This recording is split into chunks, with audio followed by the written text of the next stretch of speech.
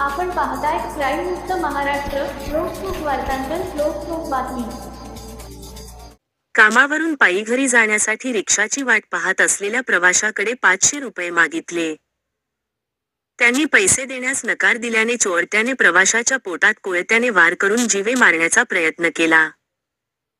बंडगार्डन पोलिसांनी या दोघा चोरट्यांना 24 तासाच्या आत जेरबंद केले आहे. गौरव भारत धोगडे, आकाश बाळू कांबळे अशी अटक केलेल्यांची नावे आहेत. याबाबत आत्माराम धर्मा आडे वय 42 वर्षे राहणार अशोकनगर येरुडा यांनी बंडगार्डन पोलीस ठाण्यात फिर्याद दिली आहे. हा प्रकार अलंकार थिएटर जवळ रिक्षा स्टँडवर सोमवारी मध्यरात्री 12:30 वाजता घडला. याबाबत पोलिसांनी दिलेल्या माहितीनुसार, आत्माराम आडे हे कामावरून घरी जाण्यासाठी रिक्षाची वाट पाहत होते. त्यावेळी पॅशन प्रो दुचाकीवरून एक जण व दुसरा दुचाकीवरून त्यांच्या जवळ आले. त्यांनी फिर्यादी यांना 500 रुपये दे, नाही तर तुझा खेळ खल्लास करतो असे म्हटले.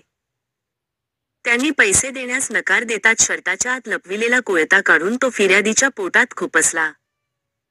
त्यांनी प्रतिकार केला असता त्यांच्या डाव्या हाताच्या अंगठ्याला दुखापत करून जीवे मारण्याचा प्रयत्न केला.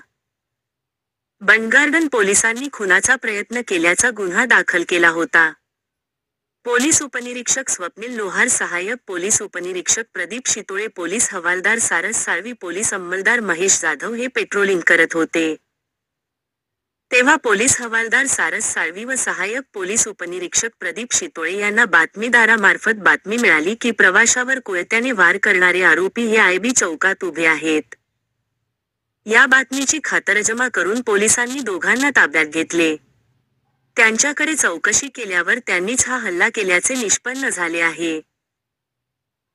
ही कारवाई अप्पर पोलीस आयुक्त प्रवीण कुमार पाटील, पोलीस उपायुक्त स्मार्तना पाटील, सहाय्यक पोलीस आयुक्त दीपक निकम, वरिष्ठ पोलीस निरीक्षक रवींद्र गायकवाड, गुन्हे पोलीस निरीक्षक संपतराव राऊत यांच्या मार्गदर्शनाखाली, पोलीस उपनिरीक्षक स्वप्नील लोहार, पोलीस उपनिरीक्षक मोहन काळे, सहाय्यक पोलीस उपनिरीक्षक प्रदीप शितोळे, पोलीस हवालदार सारस साळवी, पोलीस अंमलदार ज्ञाना बडे, शिवाजी सरक, मनोज भोकरे, महेश जाधव या पथकाने केली आहे.